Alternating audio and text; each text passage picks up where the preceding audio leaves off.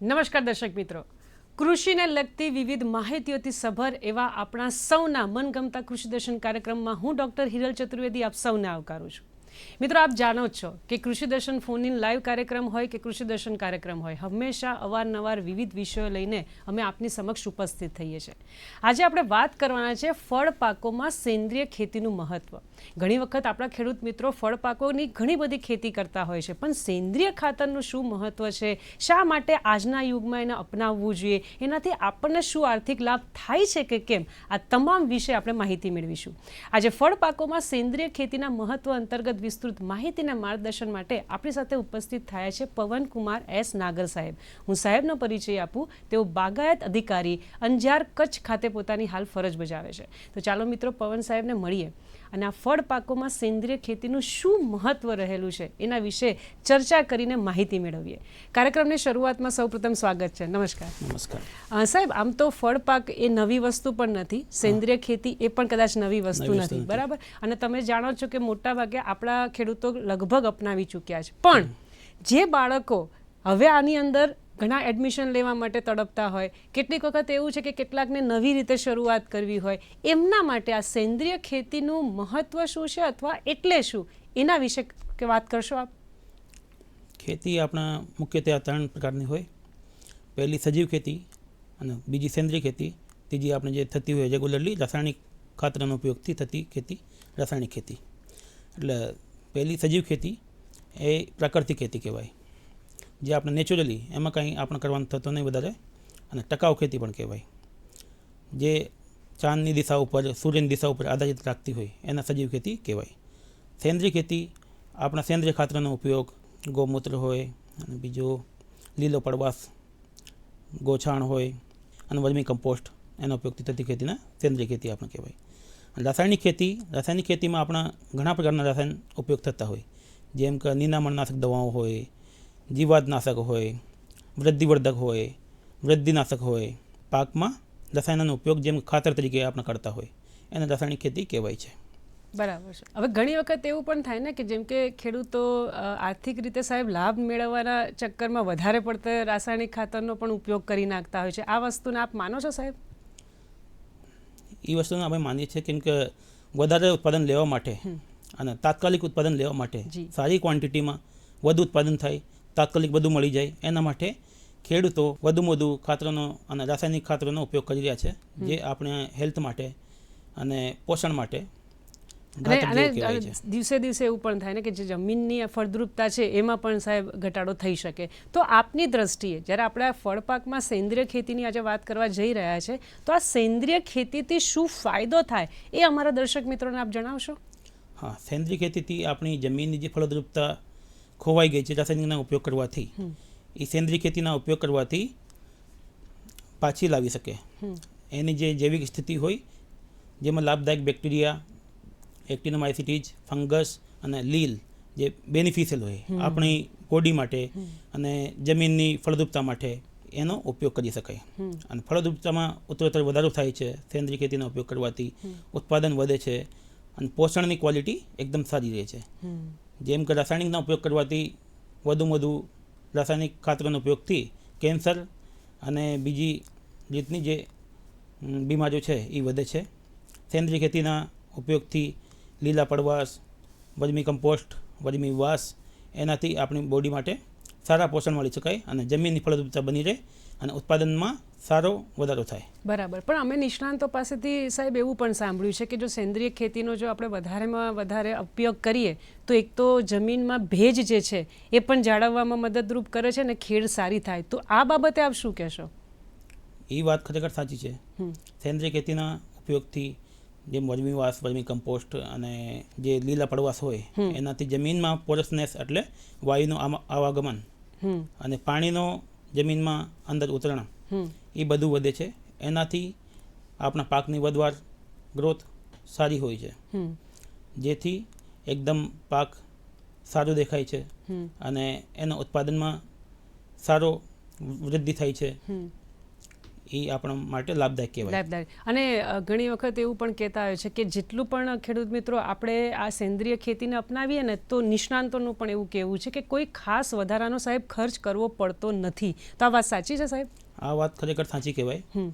કેમ કે રાસાયણિક ખાતરોમાં જે આપણે ઉપયોગ કરતા હોય હા, એનો ખર્ચ મોસ્ટલી ઘણો બધો વધી જાય. બરાબર છે.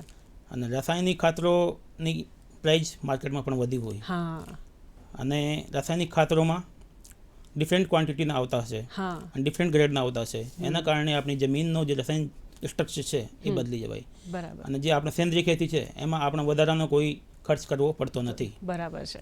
કેમ કે એ બધી વસ્તુ આપણને લોકલી નેચરલી બાજુમાંથી આપણા ખેતરથી અને મળી રહે. બરાબર છે. ખાલી એમાં થોડી આવડત આપણે ઉપયોગ કરવો જોઈએ. બરાબર.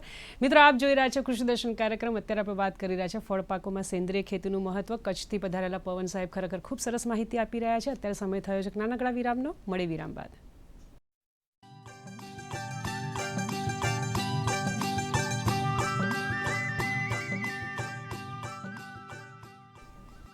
વિરામ બાદ ફરીથી આપનું સ્વાગત છે. મિત્રો, આપ જોઈ રહ્યા છો કૃષિ દર્શન કાર્યક્રમ ને અત્યારે આપણે વાત કરી રહ્યા છે ફળ પાકોમાં સેન્દ્રિય ખેતીનું મહત્વ.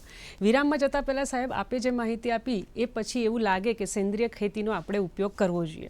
પણ સાહેબ તમને ખબર હશે કે કોરોનાનો ખરેખર એક મહાકાળ આપણે એવું આપત્તિ અપનાવી ચૂકેલા છે અથવા ભોગવી ચૂક્યા છે કે કેટલાક લોકો તો હિંમત પણ હારી ગયા છે. હવે ખેડૂતો કેટલીક વખત ડરતા હોય છે કે અમુક જો ચેન્જીસ આપણે કરીશું, પરિવર્તન કરશું તો કદાચ અમને નુકસાન થશે.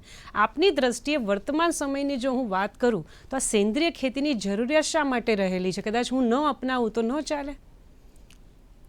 તમે ના અપનાવો તો આપણા માટે હાનિકારક કહેવાય. અચ્છા. કેમ કે રસાયણના ઉપયોગથી આપણે કેન્સરની અને બોડીની રોગ પ્રતિરોધક ક્ષમતા એ ઘટી રહે. હા, એના કારણે આપણે લાંબો ટકી ના શકીએ, જીવન આપણો લાંબો હાલે નહીં. જી. અને જે સેન્દ્રિય ખેતીના ઉપયોગથી આપણને પોષણ સારું મળી રહે, રોગ પ્રતિરોધક ક્ષમતા વધી રહે અને એક તો ખર્ચ વધુ કરવું પડતો નહીં. અને બહારનો જે ખાવાનો હોય એ બધું ટાળો. કેમ કે રસાયણનો ઉપયોગ વધારે થતો હોય. અને સેન્દ્રિય ખેતીમાં જે પણ તત્વો હોય, પોષણમાં જે પણ એલિમેન્ટ્સ હોય, મિનરલ્સ હોય, એ બધા નેચરલી હોય. એ બોડીને કોઈ ઘાતક નુકસાન ના કરે. બરાબર. જેમ કે રસાયણનો ઉપયોગથી આપણી બોડીમાં નાઇટ્રોજન કે લેડ એવા બધા તત્વો વધી જાય. એના કારણે આપણા કેન્સર જેવી બીમારીઓ, અનેક પ્રકારની જાતની બીમારીઓ થતી હોય. ના, મને ગમ્યું સાહેબ કે તમે કીધું જેમ બહારનું ખાવાનું પણ ટાળો અને જેટલું આપણે સેન્દ્રિય ખેતીનું અપનાવશું એટલું પર્યાવરણને પણ આપણે જાળવવામાં આપણે મદદરૂપ થઈ શકીએ. અને પાછું આપણા તંદુરસ્તીનું પણ ધ્યાન રાખવામાં આવે છે અને ઝેર વગરનું સાહેબ કે પોષણયુક્ત હોય પણ એ ઝેર વગરનું જરૂરી હોય છે. સાહેબ, હવે આપ માહિતી આપજો કે ફળ પાકોમાં સેન્દ્રિય કરવા માટે અગત્યના મૂળભૂત ઘટકો કયા કયા છે? ફળ પાકોમાં સેન્દ્રિય ખેતી કરવા માટે અગત્યના મૂળભૂત ઘટકો જમીન સંરક્ષણ હોય, જળ સંરક્ષણ, સંકલિત પોષણ વ્યવસ્થા આપણે ગોઠવી નાખીએ અને સંકલિત નિંદામણ વ્યવસ્થા, જેના કારણે આપણે નિંદામણનાશકનો ઉપયોગ ન કરવો પડે. સંકલિત પાક સંરક્ષણ અને પરંપરાગત આપણે જે ઉર્જા મળતી હોય સેન્દ્રિય ખેતીથી એનો ઉપયોગ આપણા સેન્દ્રિય ખેતીના અગત્યના ઘટકોમાં કરી શકાય. બરાબર છે. તો જ્યારે ફળ પાકોને પોષણ આપવાનું હોય સાહેબ, તો એ આપવા માટે સેન્દ્રિય ખેતી દ્વારા કયા દ્રવ્યોની જરૂરિયાત ઊભી થઈ છે એના વિશે પણ થોડીક વાત કરશો. એ તમે સરસ ક્વેશ્ચન કર્યો. સેન્દ્રિય ખેતીમાં આપણે પોષણ આપવા માટે અગત્યના જે દ્રવ્યો હોય ને એમાં પેલા સજીવક હોય, પંચગવ્ય હોય, દસગવ્ય, જીવામૃત જેવા દ્રવ્યોનો ઉપયોગ કરી આપણે સેન્દ્રિય ખેતીને ટકાઉ અને એકદમ સરસ બનાવી શકીએ. બરાબર છે. હવે આ જે શબ્દ છે ને, સજીવક હોય, જીવામૃત હોય, પંચગવ્ય છે કે દશગવ્ય છે, કદાચ એ શબ્દ નવા નહીં હોય, એના વિશે હું થોડી ડિટેલમાં પછી જાણીશ. પણ સાહેબ, એ પહેલાં જ્યારે ફળ પાકની જ આપણે વાત કરીએ છીએ તો સેન્દ્રિય ખેતી કરવા માટે કયા સ્ત્રોતનો ઉપયોગ કરી શકાય એના વિશે પણ સાથે સાથે માહિતી આપશો. સેન્દ્રિય ખેતીમાં સ્ત્રોતોનો ઉપયોગ જેમ કે ખોવાયેલું આપણે છાણિયું ખાતર હોય, બાયોગેસ સ્લરી હોય, રાખ હોય, કાંપ જે ફસલના જે અવશેષો હોય જે આપણને મૂળ રૂપથી ખેતરમાંથી મળી જાય, પાકના લીલા અવશેષો હોય જે આપણે ખેડાણવાળા હોય, લીલા પડવાશ હોય, જૈવિક ખાતરો જેવા બાયો ખાતર જેને કહેવાય એવાનો ઉપયોગ આપણા સ્ત્રોતો તરીકે કરી શકાય સેન્દ્રિય ખેતી માટે. બરાબર છે. તો સેન્દ્રિય ખેતીના જે મુખ્ય આધાર છે એ ઘણા નિષ્ણાંતો એવું કહેતા હોય છે કે આધાર સ્તંભ કહી શકાય, એ કયા કયા છે અને પાછું આનાથી ફળ પાકોને શું ફાયદો થાય એ વિશે આપ શું માહિતી આપશો? સેન્દ્રિય ખેતીના મુખ્ય આધારમાં આપણે વાત કરીએ તો બેક્ટેરિયા, એક્ટિનોમાઇસિટીસ, ફંગસ અને લીલ જેને એલ્ગી પણ કહેવાય, એનો ઉપયોગ આપણા આધારિત સંભવ તરીકે કરાય. જેમ કે બેક્ટેરિયાની ક્વોન્ટિટી છે ને 1 લાખ બેક્ટેરિયા પ્રતિ કિલો સોઇલમાં હોય અને ફૂગ 1 લાખ ફૂગ છે એ 10 ગ્રામ સોઇલમાં આપણને મળી રહે. એક્ટિનોમાઇસિટીઝ 1 લાખ ક્વોન્ટિટી 10 ગ્રામ સોઇલમાં આપણને મળી રહે. અને લીલ જે વધુ ક્વોન્ટિટીમાં હોય 1 લાખ આપણને 0.01 ગ્રામ સોઇલમાં મળી રહે, જે પૌધા માટે અને ફળપાકો માટે એકદમ સરસ છે અને લાભદાયક છે, જેથી આપણી સેન્દ્રિય ખેતી સારી રીતે થઈ શકે અને પોષણયુક્ત આપણને ફળપાક ઇઝીલી મળી રહે. બરાબર. પણ જ્યારે આપણે ક્યારના ફળપાક વિશે વાત કરીએ છીએ તો એક ખેડૂત તરીકે મને પણ મનમાં વિચાર આવ્યો કે સેન્દ્રિય ખેતી દ્વારા થઈ શકતા ફળપાકો કયા કયા છે? શું તમામ ફળપાકો લઈ શકાય? તમામ ફળપાકો લેવામાં અમુક તકલીફ પડે, અચ્છા. કેમ કે અમુકમાં રસાયણનો ઉપયોગ હા. અને જે ખાતરનો ઉપયોગ વધારે ક્વોન્ટિટીમાં થતો હોય, અચ્છા. જેમ કે દાડમ છે, હા. એમાં રાસાયણિક ખાતરો એટલા બધા વપરાય ને એ સેન્દ્રિય ખેતીથી થઈ શકતો નથી. એમાં આપણા સીતાફળ હોય, આંવળા હોય, આંબલી હોય, ચણીબોર હોય, રાણ હોય, દેશી કેરી હોય અને લીંબુ વર્ગના મુખ્યતયા પાકો એ સેન્દ્રિય ખેતીથી ઇઝીલી લઈ શકાય. અને મોટા ભાગે સાહેબ લીંબુની જરૂરિયાત તો હંમેશા 12 માસ રહેતી હોય જ છે અને તમે અત્યારે દેશી કેરીની વાત કરી તો એ પણ અત્યારે આરામથી એ લોકો વાવી શકે છે. હવે સાહેબ જે ફળ પાકો છે એમાં સેન્દ્રિય ખેતી કરવા માટે જે આજના સમયમાં કઈ મુશ્કેલી આમ વધારે પડતી તમને લાગે છે કે બહુ જ આવી જતી હોય અથવા ખેડૂતો એનાથી ગભરાતા હોય કે પછી હું આની અંદર ટ્રાય ન કરું, કોઈ કહી શકાય ને કે ભાઈ આની અંદર જો અખતરો કરીશ તો મને નુકસાન થઈ જશે, તો આપની દ્રષ્ટિએ કઈ મુશ્કેલી મોટા ભાગે પડતી હોય છે? ખેડૂતો પહેલાં રાસાયણિક ખેતી કરતા હોય એમાંથી ડાયવર્ટ થતા માંગતા હોય કે નવી રીતે સજીવ ખેતી કે સેન્દ્રિય ખેતી અપનાવવા માંગતા હોય, એમાં ઘણી બધી મુશ્કેલીઓ પડતી હોય. કેમ કે પહેલાં જે આપણો પાક નીકળતો હોય, સેન્દ્રિય ખેતીથી ઉત્પાદન થતો પાક, એના વેચાણ માટે બજાર વ્યવસ્થા કોઈ છે નહીં. અચ્છા. અને એનું લેબલિંગ બહુ લાંબો છે, પ્રોસિજર વધારે છે, કંટાળાજનક લેબલિંગ છે એનું. અને પાક ઉત્પાદન કરવાની પદ્ધતિ ઓનલી સર્ટિફાઈડ કરી શકાય, લેકિન પાકનો પેદાશ સર્ટિફાઈડ કરી શકાય નહીં. અચ્છા. અને ઉત્પાદન 2-3 વર્ષ પહેલાં ઘટે છે. ભલે ઉત્પાદન સારું હોય, એને માર્કેટ વ્યવસ્થા ન મળવાના કારણે એના ભાવ પણ ઘટે છે, અનુરૂપ ભાવ નહીં મળતા ઉત્પાદન ઘટે છે, જેના કારણે આવકમાં થોડો ઓછો થાય. બરાબર છે. પણ સાહેબ તમે જેમ કીધું કે આ કંટાળાજનક આખી પ્રોસિજર છે, આ સાંભળીને કદાચ અમને બીક ના લાગે અથવા અમને એવું ના થાય કે અમે આ અપનાવીએ નહીં, તમે શું એમ સલાહ આપશો કે ના આમાં કંટાળવા જેવી જરૂર છે કે સ્વાસ્થ્ય માટે, જેમ જમીનના સ્વાસ્થ્ય અને આપણા પોતાના સ્વાસ્થ્ય માટે જરૂરી છે, એના માટે અમારે આગળ વધવું જોઈએ? આપ શું સલાહ આપશો? કંટાળાજનક શબ્દ આપણને સાંભળવામાં થોડો અઘરું લાગે, પરંતુ આ કોરોના દરમિયાન જે 2-3 વર્ષ આપણા ગયા, અમુક લોકોને આપણા ખોયા, આપણા સગાવાલાના, જેનાથી આપણે એવું લાગે છે કે આ જે રાસાયણિક ખેતી છે એ મુખ્યત્વે બંધ કરી દેવાય.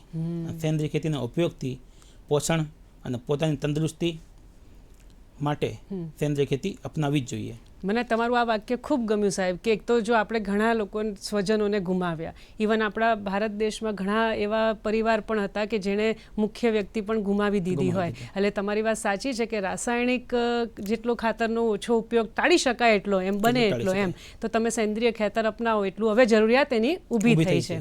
તો ખેડૂત મિત્રોને પણ કહેવાનું કે જો આની અંદર પણ જેટલું બને એટલો અખતરો તમે વધારે કરો, માત્ર આર્થિક રીતે આપણે લાભ ન જોતા, સાહેબે કીધું એમ જો આપણે સેન્દ્રિય ખેતી અપનાવીએ તો ખરેખર આપણને લાંબા ગાળે ફાયદો થઈ શકે. સાહેબ ગુજરાત રાજ્યની જો હું વાત કરું તો ગુજરાત રાજ્યમાં કયા કયા જિલ્લાઓમાં આ ફળ પાકોમાં સેન્દ્રિય ખેતી કરી શકાય? કારણ કે આ જે પ્રોગ્રામ છે એ તમામ જિલ્લા ગુજરાત અને ઘણી વખત તો ગુજરાત બહારના લોકો પણ જુએ છે, પણ મને અત્યારે હાલ ગુજરાત રાજ્યની માહિતી આપો, કયા જિલ્લામાં આપણે કરી શકાય?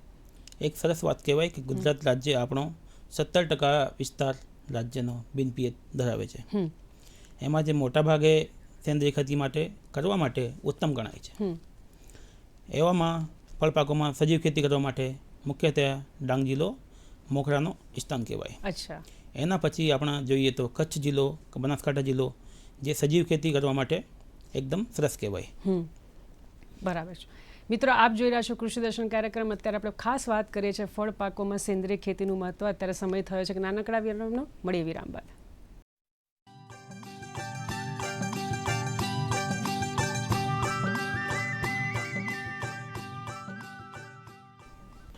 વિરામ બાદ ફરીથી આપનું સ્વાગત છે મિત્રો. આપ જોઈ રહ્યા છો કૃષિ દર્શન કાર્યક્રમ ને અત્યારે આપણે વાત કરી રહ્યા છે ફળ પાકોમાં સેન્દ્રિય ખેતીનું મહત્વ. કચ્છથી પધારેલા પવન સાહેબ ખરેખર સરસ માહિતી આપી રહ્યા છે. સાહેબ, જ્યારે આપણે સેન્દ્રિય ખેતીની વાત કરીએ છીએ એટલે આપણે આમ તો ઘણી બધી ચર્ચા કરી નાખી અત્યાર સુધીમાં. ખાસ કરીને એમણે એ પણ કીધું કે કચ્છ છે, ડાંગ છે, એ સારા જિલ્લાઓમાં તમે સારી રીતે એની ખેતી કરી શકો. પણ સેન્દ્રિય પેદાશ એની રીત શું છે? કારણ કે એ પ્રશ્ન ક્યારનો મારા મનમાં પણ ગૂંચવાઈ રહ્યો છે. તો આપ શું કહેશો? સેન્દ્રિય પેદાશની રીતમાં આપણે જે રૂઢિગત પરંપરાગત ખેતી કરતા હોય એના આપણે સેન્દ્રિય ખેતીમાં ફેરવા માટે જે પેદાશ થતો હોય સેન્દ્રિય ખેતીથી એને સેન્દ્રિય પેદાશ કહેવાય. આ સમયગાળા દરમિયાન આપણને પ્રવૃત્તિઓ અને આજુબાજુના ખેતરોનો જેમાં રસાયણોનો ઉપયોગ થતો હોય એના આપણે ખૂબ જ અગત્યનું ધ્યાન રાખવું પડે. કેમ કે બીજા રસાયણનો ઉપયોગ કરતા હોય એનો ઇફેક્ટ આપણી ફસલ ઉપર, પોલિનેશન ઉપર થતો હોય, જેનાથી રસાયણના અવશેષો આપણી ફસલમાં આવી જાય અને સેન્દ્રિય ખેતી ડિસ્ટર્બ થઈ શકે. અને પેદા કરવા માટે પદ્ધતિને ઓનલી સર્ટિફાઈડ કરવામાં આવે છે અને પેદાશને સર્ટિફાઈડ કરવામાં આવતો નથી. તો સાહેબ, આખી આ જે પ્રોસિજર છે મેં ક્યાંકથી સાંભળ્યું હતું, સાચું છે કે નહીં તમે મને કહેજો, કે 2 થી 3 વર્ષનો ગાળો આખી લાગી જાય છે રૂપાંતર કરવામાં. તો આ વાત સાચી છે? તો એનું કારણ શું સાહેબ? એનું કારણ એવું છે કે રસાયણનો જે ઉપયોગ કરતા હોય આપણે કન્ટિન્યુ એ એકદમ ટોપ ઉપર પહોંચી ગયો હોય, હાઈ ઉપર પહોંચી ગયો હોય. એ ઘટતા આપણે સજીવ ખેતી કે સેન્દ્રિય ખેતી કરીએ એનાથી રસાયણનો ઉપયોગ અને ક્વોન્ટિટી જમીનમાં જે હોય ઓલરેડી એ ઓછી થતી જાય.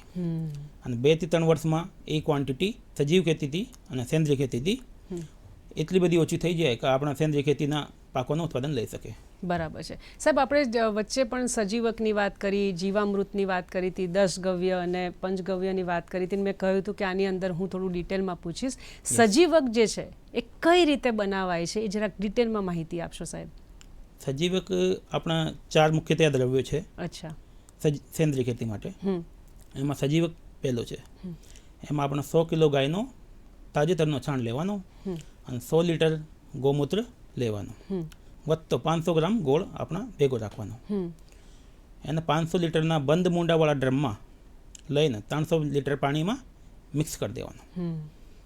એ 7 થી 10 દિવસ સુધી એમાં રાખવાનો અને દિવસમાં 2 થી 3 વાર આપણા એના ક્લોકવાઇઝ ફેરવાનો, હલાવવાનો રાખવાનો. તેથી સારી રીતે મિક્સ થઈ જાય અને એનો સ્પ્રે 1 એકડમાં આપણા કરી શકીએ 500 લીટરનો. બરાબર છે સાહેબ. હવે આ જે જીવામૃત છે એ પણ કઈ રીતે બનાવે? કારણ કે નિષ્ણાંતો પણ એમ કહે છે કે ખૂબ જ અગત્યની વસ્તુ હોય છે અને એમાં શું ધ્યાનમાં રાખી શકાય? આપ શું કહેશો સાહેબ? જીવામૃત ખૂબ જ અગત્યની વસ્તુ કહેવાય. કેમ કે સજીવક, જીવામૃત, પંચગવ્ય અને 10 ગવ્ય, 4 જો ઘટક છે એ દ્રવ્યો ખૂબ જ અગત્યના કહેવાય. જીવામૃત માટે આપણે પહેલાં 10 કિલો ગાયનું તાજું છાણ લેવાય, એમાં 10 લીટર ગૌમૂત્ર મિક્સ કરી દેવાય, એમાં 2 કિલો ગોળ મિક્સ કરી દેવાય, પછી 1 કિલો જંગલની માટી અને 2 કિલો છાશ આપણે એમાં મિક્સ કરી દેવાય. જંગલની માટી એટલે સજીવ માટી જે કહેવાય, ઉપરી માટી હોય એના એમાં મિક્સ કરી દેવાય. 200 લીટર પાણીવાળી ટાંકીમાં 8 થી 10 દિવસ સુધી એના મિક્સ કરી દેવાય અને ક્લોકવાઇઝ એમાં ફેરવાનો રાખવાનો. પછી એનો ઉપયોગ આપણા 1 એકડ માટે 0 દિવસ, 20 દિવસ, 60 દિવસ એ રીતે આપણે કરવાનો હોય. એ 1 એકડ જમીન માટે ઉપયોગી થઈ શકે. બરાબર છે. હવે જેમ તમે સજીવકની વાત કરી, જીવામૃતની વાત કરી, એટલે હવે હજી બીજા 2 છે તત્વો કેવી રીતે રહી શકે? તો એ પંચગવ્ય કઈ રીતે બનાવાય છે એના વિશે કહેશો સાહેબ? પંચગવ્ય એમાં 5 ગવ્યનો ઉપયોગ થતો હોય. જેમ કે 5 કિલો ગાયનો તાજું છાણ, બરાબર, અને 3 લીટર ગૌમૂત્ર, 2 કિલો ગાયનો દૂધ અને 2 લીટર છાશ, 1 કિલો ગાયનો દેશી ઘી. એનો ઉપયોગ કરી બરાબર મિક્સ કરી દેવાનો. 7 દિવસ સુધી એને મિક્સ કરી દેવાનો અને હલાવતા રાખવાનો, દિવસમાં 2 વાર ક્લોકવાઇઝ દિશામાં. અને 20 લીટર પંચગવ્ય આપણા 1 એકડ જમીન માટે ઉપયોગી થઈ શકે. બરાબર છે. તો સાહેબ, છેલ્લે 10 ગવ્ય જે છે એ કઈ રીતે બનાવાય એના વિશે પણ માહિતી આપી દેશો? જેમ કે આપણા નામ ઉપરથી જાણીએ છીએ 10 ગવ્ય એટલે 10 તત્વોનો ઉપયોગ થતો હોય. જી જી જી. એમાં 5 કિલો તાજું છાણ ગાયનો અને 3 લીટર ગૌમૂત્ર, 2 લીટર દેશી ગાયનું ઘી અને 2 લીટર દૂધ, 2 લીટર છાશ અને 3 લીટર શેરડીનો રસ અને 500 ગ્રામ ગોળ અને 3 લીટર આપણે નારિયેળનું પાણી અને 10 થી 12 કેળા, જે તાજા કેળા હોય એ લેવાના, અને 2 લીટર તાળીનો રસ કે આપણા દ્રાક્ષનો રસ એ લેવાનો. એને મિક્સ કરીને એક પાત્રમાં 2 વસ્તુ ગાયનું છાણ અને ઘી 2 વસ્તુ મિક્સ કરી દેવાની, 3 દિવસ રાખવાનો, એના બરાબરનો હલાવવાનો 2 થી 3 વાર ક્લોકવાઇઝ. પછી બાકી બધી વસ્તુઓ 3 દિવસ પછી મિક્સ કરી દેવાની અને 7 દિવસ એને રાખવાનું. અને એક દિવસમાં 2 વાર કે 3 વાર ક્લોકવાઇઝ ઘડીની દિશામાં આપણે ફેરવાનો, જેથી બરાબર મિક્સ થઈ જાય. પછી 20 લીટર 10 ગવ્ય જે આપણને પ્રાપ્ત થયો એના આપણે 1 એકર જમીન માટે ઉપયોગ કરી શકાય, જેથી આપણી જમીનના સેન્દ્રીય ખેતીમાં ફેરવામાં ખૂબ જ મદદ મળી શકશે. બરાબર છે. જેમ કે પવન સાહેબ, આપ નિષ્ણાંત છો, ઘણા વર્ષોથી આ ફિલ્ડમાં કામ કરતા હોય, તો ધારો કે આ જે ફળ પાકમાં જે સેન્દ્રિય ખેતી છે એના અંતર્ગત તો તમારો મહત્વનો સંદેશો હોય તો ચોક્કસથી અમારા દર્શક મિત્રોને આપશો. ફળ પાકોમાં સેન્દ્રીય ખેતી ખૂબ જ અગત્યની કહેવાય, કેમ કે આપણ વધારે પડતા ફળ પાકોનો ઉપયોગ કરતા હોય, જી, દિવસ દરમિયાન ફળ પાકોનો ઉપયોગ વધારે કરતા હોય, જેનાથી કેમિકલથી જે પકાવતા જે ફળ પાકો હોય એનો ઉપયોગ ઓછો થઈ શકે અને ખેડૂતોની આવક બમણી થઈ શકે અને ખેડૂતોને પર્યાપ્ત માત્રામાં એનો મૂલ્ય ફળ પાકનો મળી શકે. સેન્દ્રીય ખેતીથી થતા ફળ પાકોનું મૂલ્ય બરાબર. પણ જેમ તમે પેલું પંચગવ્ય 10 ગવ્ય જે સજીવક ને જીવામૃતની વાત કરીને, તો એક વખત મને પણ એવું થયું સાહેબ, આ બધું આર્થિક રીતે અમને બહુ જ મોંઘું પડે એવું તો નથી ને સાહેબ? આર્થિક રીતે મોંઘો નહીં પડે, કેમ કે આ બધી વસ્તુ આપણા ખેતરથી, આપણા ગાયોની ગોશાળાથી કે આપણે વાડીમાંથી મળી જાય, નજીકથી મળી જાય, નેચરલી મળી જાય. એનાથી આપણે એવું નથી કે લસણ પરચેજ કરતા હોય એવી રીતે પરચેજ કરવા પડે, કોઈ વસ્તુ પરચેજ કરવી નથી પડતી. બરાબર છે, એટલે વાંધો આવે નહીં. આવે. ખરેખર કચ્છથી સાહેબ આપણે અહીંયા પધાર્યા અને અમારા ખેડૂત મિત્રોને ફળ પાકોમાં સેન્દ્રિય ખેતીના મહત્વ અંતર્ગત જે માહિતી આપી તે બદલ અમદાવાદ દૂરદર્શન કેન્દ્ર વતી તથા અમારા તમામ ખેડૂત મિત્રો વતી હું આપનો ખૂબ ખૂબ આભાર માનું છું. નમસ્કાર સાહેબ. નમસ્કાર. આજે આપણે કૃષિ દર્શન કાર્યક્રમમાં ફળ પાકોમાં સેન્દ્રિય ખેતીનું મહત્વ વિષય અંતર્ગત પવન સાહેબ પાસેથી માહિતી મેળવેલી માહિતીનો ભરપૂર ઉપયોગ કરીને સફળતા મેળવો તેવી શુભેચ્છા. ફરી મળીશું એક નવા વિષય સાથે. ત્યાં સુધી રજા આપશો. નમસ્કાર.